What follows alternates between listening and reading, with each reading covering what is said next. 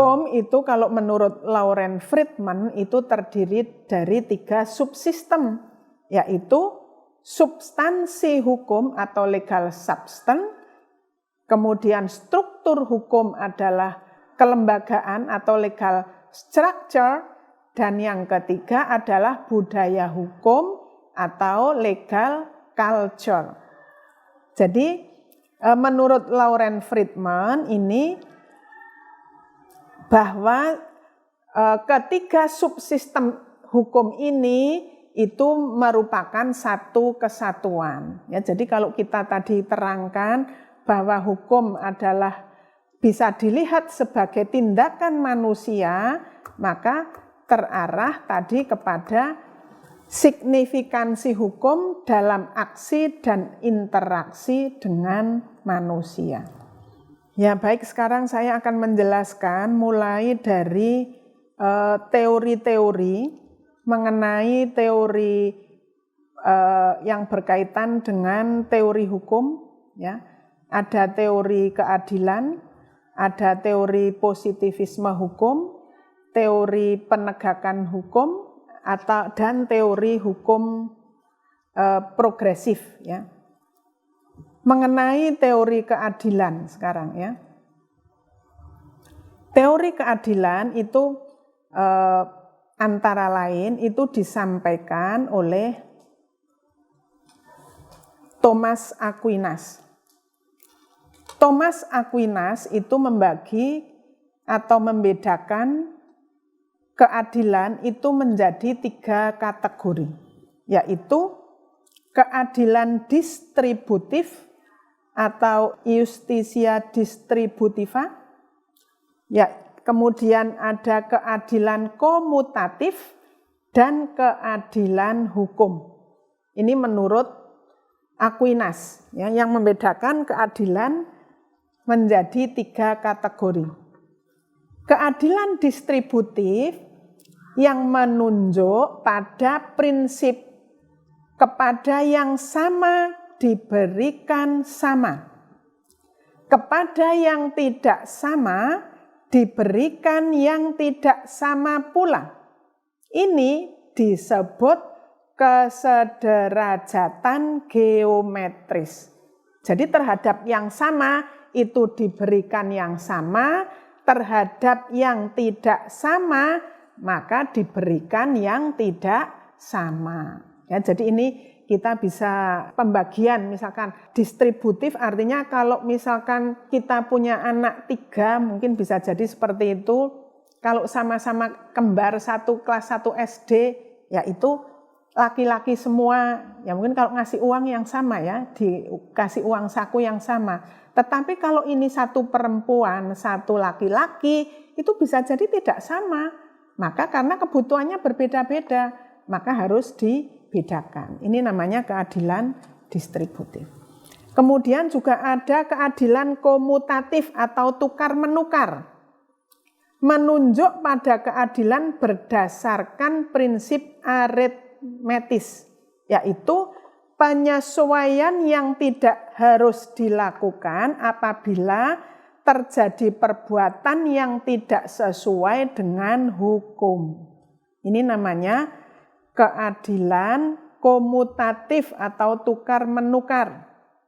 Jadi didasarkan pada prinsip aritmetis, menyesuaikan penyesuaian yang harus dilakukan apabila terjadi perbuatan yang tidak sesuai dengan hukum. Kemudian yang ketiga, keadilan hukum yang menunjuk pada ketaatan terhadap hukum.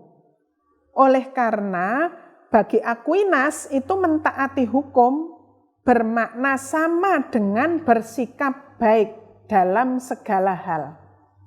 Jadi diasumsikan hukum itu berisi kepentingan umum, maka keadilan hukum tersebut disebut juga sebagai keadilan umum atau iustitia generalis. Ya, jadi ini menurut Aquinas bahwa keadilan hukum ini harus, bahwa manusia itu harus taat kepada hukum secara keseluruhan. Jadi harus berbuat baik dalam segala hal. Ya, ini menurut Thomas Aquinas. Jadi keadilan juga disebut sebagai keadilan umum atau generalis. Ini menurut Thomas Aquinas. Kalau menurut teori keadilan hukum Islam, ini sering disebut dengan teori keseimbangan. Ya. Ini kalau di dalam Islam teori keseimbangan, ini ayat-ayatnya itu antara lain, ini sebetulnya sudah sesuai juga dengan sila kelima Pancasila ya, hampir mirip teori keseimbangan atau teori keadilan. Antara lain dalam surat Al-Mulk ayat 3 itu disebutkan a'udzubillahi minasyaitonirrajim alladzi khalaqa sab'a samawatin tibaqa ma tara fi khalqir rahmani min tafawut farji'il basara hal tara min futur. Artinya Allah telah menciptakan 7 langit berlapis-lapis. Kamu sekali-kali tidak melihat pada penciptaan Tuhan yang Maha Pemurah sesuatu yang tidak seimbang. Maka lihatlah berulang-ulang, apakah ada sesuatu yang tidak seimbang? Ya. Jadi Allah itu ketika membuat langit seimbang, termasuk manusia itu juga kalau melakukan sesuatu harus berlaku adil. Ini menurut teori hukum Islam di dalam yang berkeseimbangan. Ada juga nilai keseimbangan dalam Quran surat Al-Infitor ayat ke-7. Alladzi khalaqa fasawwaka fa'adalaka. Artinya yang telah menciptakan kamu lalu menyempurnakan kejadianmu dan menjadikan susunan tubuhmu secara seimbang. Nah, ini artinya bahwa memang Allah itu menciptakan segala sesuatu itu seimbang, adil. Ya. Kalau tuntunan keadilan di dalam hukum Islam itu antara lain pada surat An-Nisa misalkan, atau beberapa surat lain. Beberapa ayat akan saya sampaikan, nanti mungkin saudara bisa cari terjemahannya sendiri. A'udzubillahi minasyaitonirrajim. Wala yajrimannakum sana'anu qaumin alla ya'dilu. Ya'dilu huwa aqrabu littaqwa.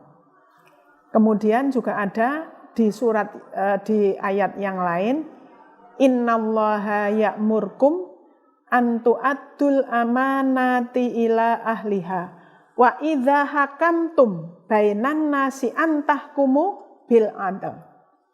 Dalam ayat yang lain juga a'udzubillahi minasyaitonirrajim ya ayyuhalladzina amanu kunu qawamina bil qisti syuhada alillahi walau ala anfusikum awil walidaini wal aqrabin. Jadi ini adalah contoh-contoh mengenai tuntunan Tuhan untuk berlaku adil. Ya, jadi bahwa Allah itu menurut teori keadilan Islam sudah memberikan tuntunan berlaku adil, yaitu di dalam sumbernya, yaitu di dalam kitab Al-Quran dan sunnah Nabi. Bahkan kalau saudara pernah membaca hadis Nabi, itu Rasulullah pernah mengatakan bahwa andai kata Fatimah anak saya mencuri, maka sayalah yang akan memotong tangannya. Nah itu kan artinya apa? Rasulullah itu adil ketika ada misalkan tindak pidana pencurian yang dilakukan oleh anaknya, maka Rasulullah sendiri yang akan memberikan sanksinya. Jadi di dalam hukum Islam itu teori-teori keadilan saya rasa banyak, nanti bisa dikembangkan pada penjelasan atau penjelasan-penjelasan saat bertemu. Ini mengenai teori keadilan. Kemudian selain teori, ini teori keadilan tentu saja masih banyak lagi. Ada teori keadilan dari John Rawls, ada dari Plato, ada dari Aristoteles. Tapi karena waktunya cukup terbatas, maka saya sekarang lanjut akan menjelaskan mengenai kategori teori hukum. Ya. Tadi sudah saya sebutkan antara lain teori keadilan, sekarang ada teori hukum alam. Ya. Teori hukum alam pada prinsipnya itu menyatakan bahwa hukum itu sama karena dilahirkan oleh manusia yang sama-sama mempunyai naluri etis sebagaimana dijadikan demikian oleh alamnya atau fitrahnya sendiri. Jadi memberikan dasar etika dan moral bagi berlakunya hukum positif, memberikan dasar pembenaran bagi berlakunya kebebasan manusia dalam kehidupan negara, memberikan ide dasar tentang keadilan sebagai tujuan hukum, dasar bagi konstitusi beberapa negara. Ya. Hukum alam ini sumbernya adalah ada yang bersumber dari Tuhan yang merupakan hukum alam yang irasional dan hukum alam yang bersumber dari rasio manusia, yaitu hukum alam yang irasional. Menurut Dias, itu tadi ada hukum alam, maka ada jurispruden. Ya. Jurispruden adalah hukum alam sebagai metode dan hukum alam sebagai substansi. Ini menurut Dias. Ya. Hukum alam sebagai suatu metode, ia merumuskan dirinya untuk menemukan suatu metode yang bisa dipakai untuk menciptakan peraturan yang baik dan berlaku universal. Jadi ini hukum alam sebagai suatu metode, bahwa ia merumuskan dirinya untuk menemukan suatu metode yang bisa dipakai untuk menciptakan peraturan yang baik dan atau berlaku secara universal. Kalau hukum alam sebagai substansi, artinya menetapkan peraturan-peraturan yang berisi beberapa asas yang absolut yang lazim dikenal sebagai hak asasi manusia.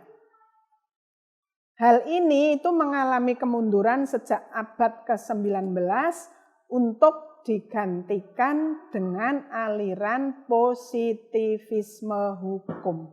Menurut Thomas Aquinas, ini penganut aliran hukum alam yang irasional, bahwa hukum itu berasal dari wahyu atau moral agama, hukum ilahi yang positif, ya. Dan hukum akal budi manusia, yaitu hukum positif yang dibuat oleh manusia. Menurut Thomas Aquinas, hukum alam primer adalah norma yang bersifat umum, berlaku bagi semua manusia. Jadi berikan setiap orang haknya, itu menurut hukum alam primer menurut Thomas manusia. Dan seseorang jangan merugikan seseorang. Jadi pada prinsipnya ini menurut hukum alam primer bahwa berikan setiap orang haknya. Jadi jangan sampai kita tidak memberikan haknya kepada orang lain. Kemudian dan jangan merugikan seseorang. Kalau hukum alam sekunder isinya yang benar ini dapat dirumuskan dalam norma-norma yang berlaku secara in abstrakto. Jadi yang benar itu dapat dirumuskan dalam norma-norma yang berlaku in abstrakto yang disimpulkan dari hukum alam primer atau wahyu.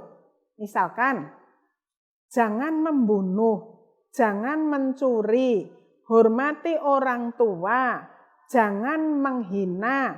Itu adalah hukum alam sekunder yang disimpulkan dari hukum alam primer.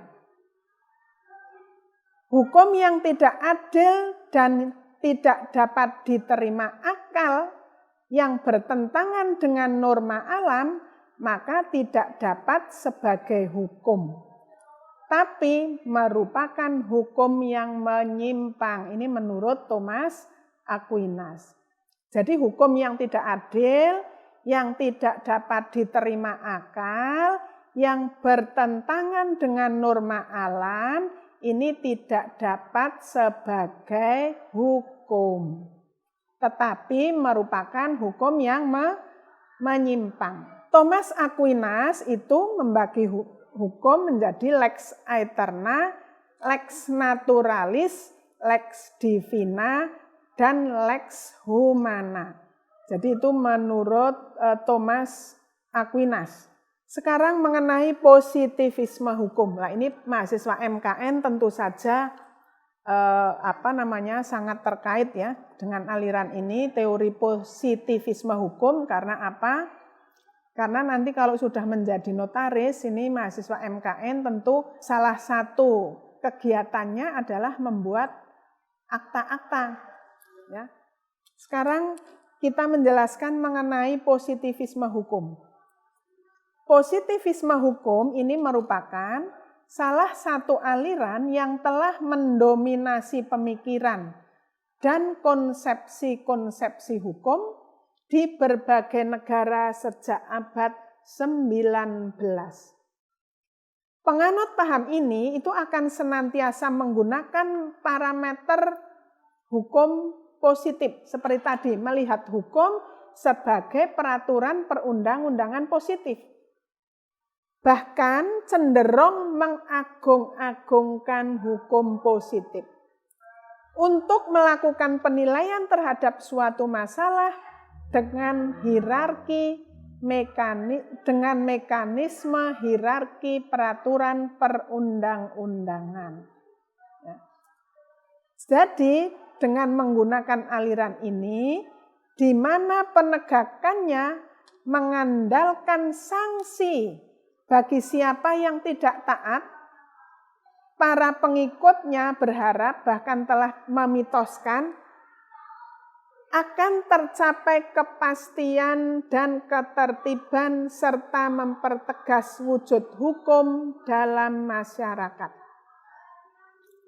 Aliran ini mendekonstruksi konsep-konsep aliran hukum alam dari konsep yang semula metafisik sebagai ius atau asas-asas keadilan yang abstrak ke konsep yang lebih positif.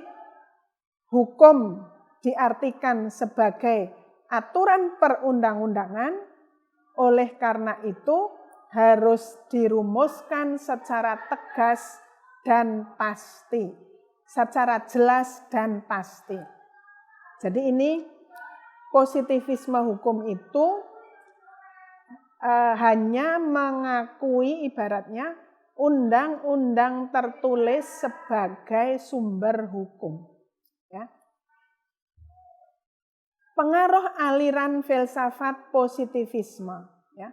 Paham yang menuntut agar setiap metodologi yang dipikirkan untuk menemukan kebenaran hendaklah memperlakukan realitas sebagai suatu yang eksis, sebagai salah satu objektiva yang harus dilepaskan dari sembarang macam prakonsepsi metafisis yang subjektif sifatnya. Jadi, prinsip utama aliran filsafat positivisme adalah hanya menganggap benar yang benar-benar tampil dalam pengalaman. hanya yang pasti secara nyata yang diakui sebagai kebenaran. Hanya melalui ilmulah pengalaman nyata itu dapat dibuktikan dan semua kebenaran hanya dapat didapatkan melalui ilmu. Ini menurut filsafat positivisme. Prinsip dasar positivisme hukum yang pertama, suatu tatanan hukum negara berlaku bukan karena mempunyai dasar dalam kehidupan sosial, jiwa bangsa, dan hukum alam, melainkan karena mendapat bentuk positifnya dari suatu instansi yang berwenang. Jadi seperti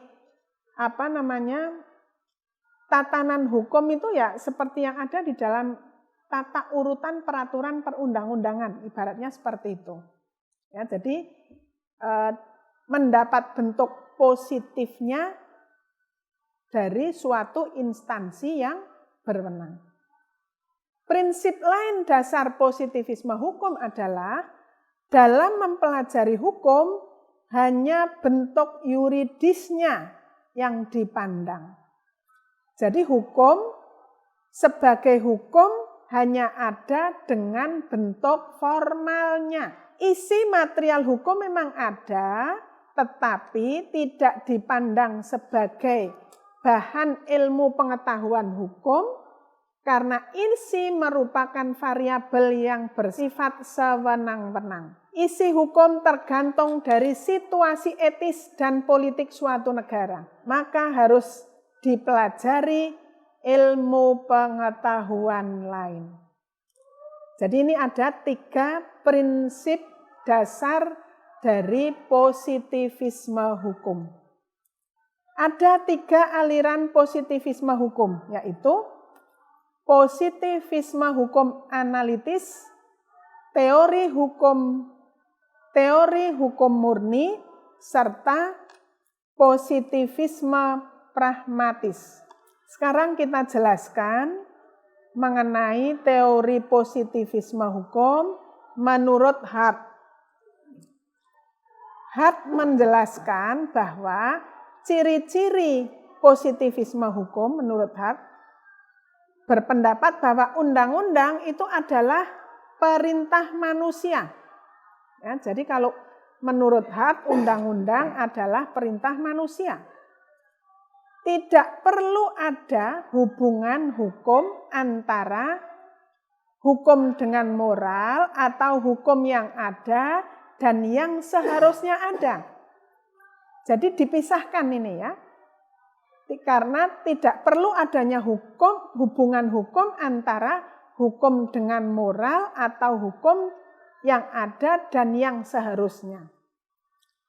Analisis dari konsepsi-konsepsi hukum itu adalah layak dilanjutkan, harus dibedakan dari penelitian historis mengenai sebab atau asal-usul dari undang-undang, dari penelitian-penelitian sosiologis mengenai hubungan hukum dengan gejala sosial lainnya, dan kritik atau penghargaan hukum apakah dalam arti moral atau sebaliknya.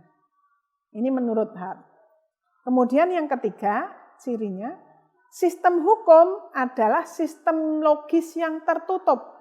Artinya, putusan-putusan hukum yang tepat dapat dihasilkan dengan cara-cara yang logis dari peraturan-peraturan hukum yang telah ditentukan lebih dahulu tanpa mengingat tuntunan-tuntutan sosial, kebijaksanaan, dan nilai-nilai moral.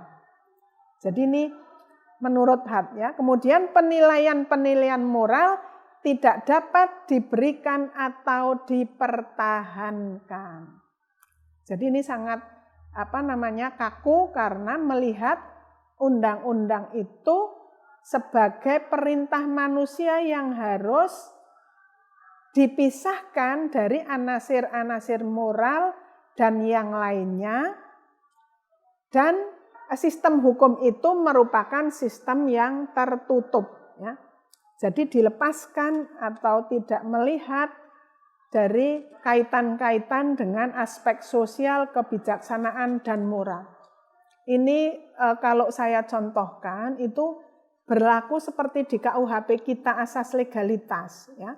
Jadi asas legalitas kita itu masih menganut asas legalitas yang formal. Sehingga menggunakan sumber hukum itu hanya undang-undang, ya. Nah, di luar undang-undang maka tidak menjadi penilaian. Artinya walaupun menurut masyarakat misalkan ada dianggap suatu perbuatan tercela, tapi kalau menurut undang-undang tidak dirumuskan sebagai perbuatan yang diancam dengan hukuman dan sanksinya berupa pidana, maka tidak bisa itu, ya, dikenakan sanksi pidana.